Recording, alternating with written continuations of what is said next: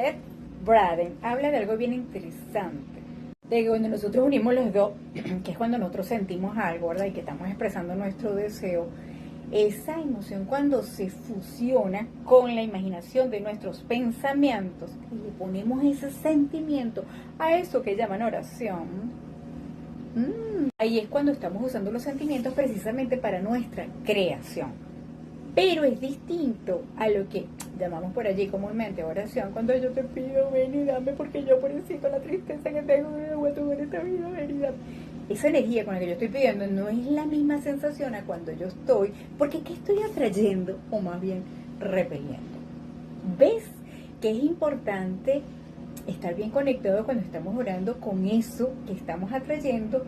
No con lo que decimos nada más, sino con lo que estamos sintiendo. Entonces, ¿qué atraemos o qué repelemos nosotros a nuestra vida? ¿Qué personas, qué situaciones, qué condiciones? ¿Ves? Porque es lo que vamos a encontrar en la experiencia allá afuera. Entonces deberíamos observar nuestros sentimientos cuando nosotros estamos, oye, no sé si decirle palabra, orando, pidiendo, sintonizando. Entonces, en primer lugar, tenemos que ver bien qué pensamiento y qué sensación y qué emoción le estamos poniendo, si es elevado o no, a esa oración. ¿Me explico? En el libro de Efectos de Isaías hay unos puntos bien interesantes, ¿no? Que el autor analiza, que él te dice cuando tú rezas, oras o pides, o la palabra que tú le quieras poner, pero cuando tú rezas, ¿qué pides? ¿Qué pides? Miren qué interesante. O cómo lo analiza él, ¿no? Entonces él dice, bueno, por ejemplo, tú estás orando por más dinero. ¿Qué pensamiento le estás poniendo a esa oración? Quiero más dinero. ¿Qué emoción? ¿Qué sentimiento? ¿Lo observas? ¿Ves la vibración con la que estás pidiendo? ¿Se parece a eso que estás pidiendo? ¿O es la antítesis? Por ejemplo, orar por un trabajo mejor, por ejemplo. ¿Qué pensamiento le estás poniendo? ¿Qué sentimiento le estás poniendo? ¿Qué emoción le estás poniendo? ¿O estás orando por buena salud?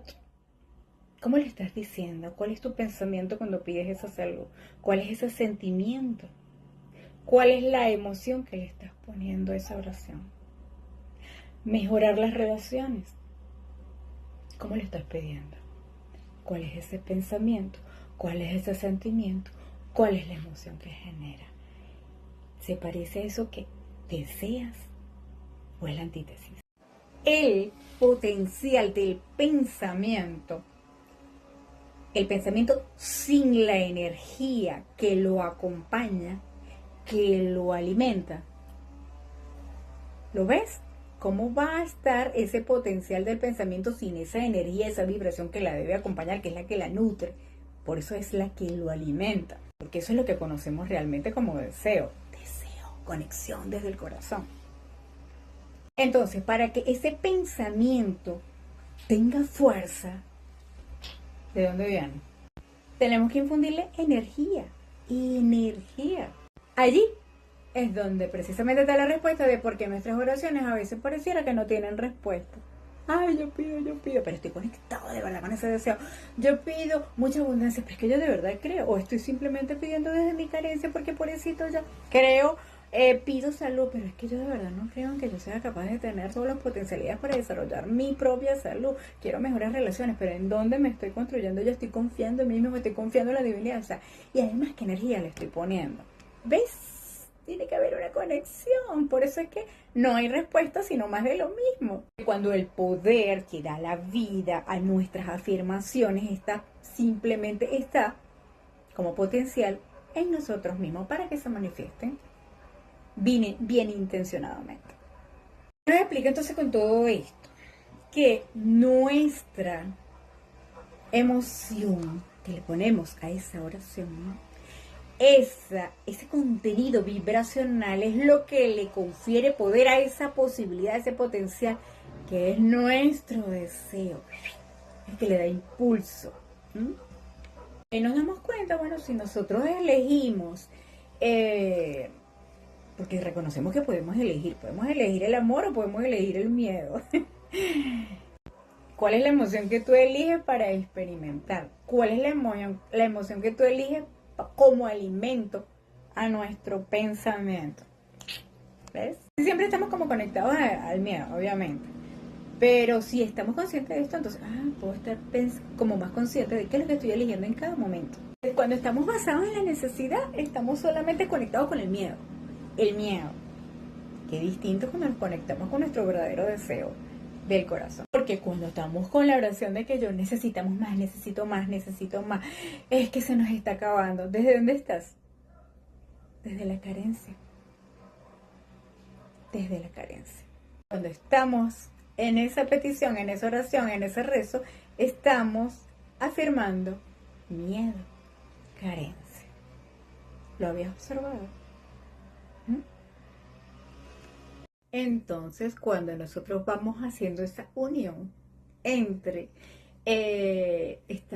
la emoción que sentimos, que por lo general suele ser miedo, y lo unimos con el pensamiento del no tengo carencia, ¿qué vamos a tener de sentimiento cuando estamos orando? ¿Qué obtenemos? Obsérvate cuando has estado haciendo peticiones y te vas a dar cuenta. O sea, hace esa unión invisible entre lo que es el pensamiento y la emoción. Estamos escogiendo experimentar ciertas situaciones. Estamos escogiendo condiciones que van a afectar en nuestra vida y estamos siendo conscientes de eso. Cuando nos hacemos conscientes de la emoción con la que estamos alimentando, estamos ya forjando un sentir, un sentimiento. ¿Y cómo vamos a comprender entonces lo que hemos creado en nuestra vida, en nuestras circunstancias, en nuestra salud, en nuestras relaciones y todo esto y en el dinero? Basta con mirar primero lo que nos rodea y segundo, con qué emoción hemos creado. Que seguramente han sido sentimientos de desvalorización. Entonces, el efecto de la oración, ¿de dónde procede? De las palabras. De las palabras de la oración. Después que hemos analizado todo esto, solo de las palabras de lo que tú pides en la oración. En sí mismas son las palabras las que alimentan y sustentan esa oración. Porque si fuese así, por eso es que mucha gente ha perdido ya fe en la oración. Solo dejas ese poder en las palabras. No hay códigos mágicos en las palabras, ni en las vocales ni en las consonantes. No. El secreto de la oración, ¿dónde te asciende? ¿Dónde está? No está en las palabras de alabanza, ni llora, ni arrodíllate, ni muchas palabras, ni... No. De hecho, los manuscritos del Mar Muerto, que es esencia, sabiduría de los esenios, ellos hablaban y nos invitaban a tener intención en nuestra oración. La oración no es nada más palabras, la oración con intención en nuestras vidas. Pues si las palabras solamente se repiten en los labios, se repiten, es como una colmena muerta, así lo decían, que no da más miel, así lo describían.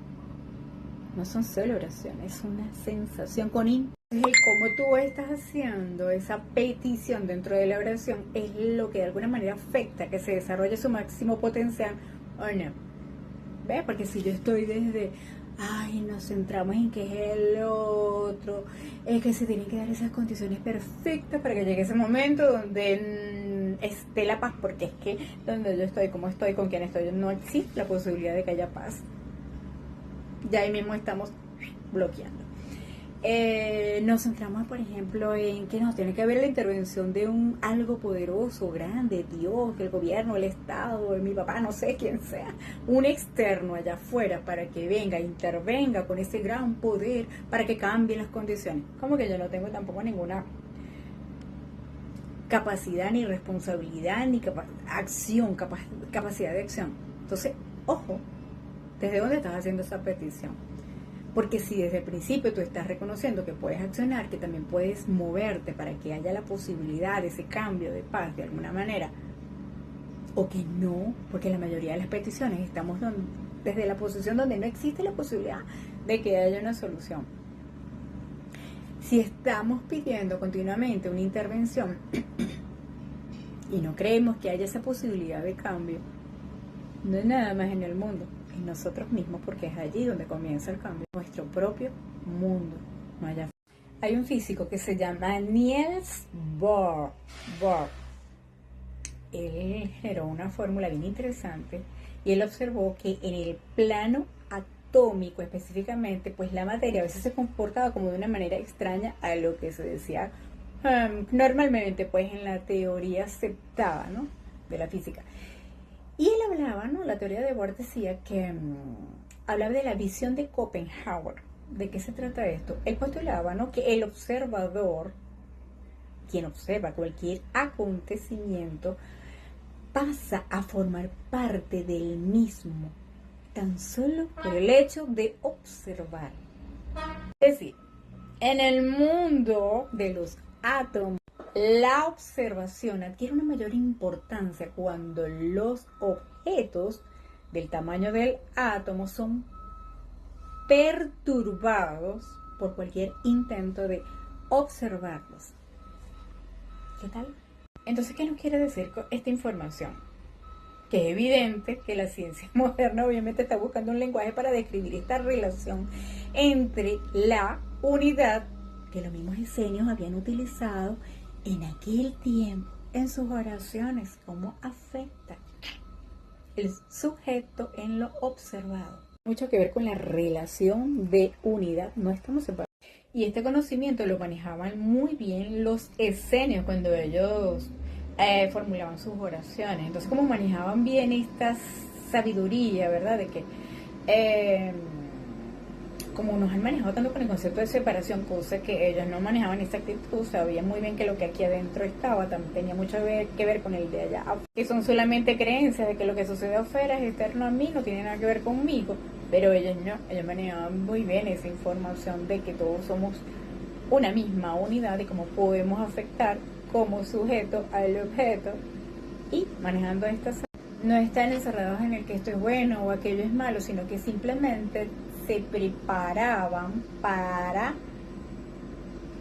empoderarse ante la vida como creadores, no como víctimas. Cuando te das cuenta de esto, bueno, pero si yo tengo que ver con esto de realidad que me circunda, entonces puedo afectar mi camino de la manera que yo decida cómo relacionarme, usando el poder de nuestros sentimientos, usando el poder de nuestra química, porque nuestro sentimiento tiene que ver mucho con nuestra química del cuerpo, que simplemente es lo que hace que utilicemos con mayor alcance el poder de la co-creación. Con este punto de vista, manejando la sabiduría de no estamos y afectamos el mundo.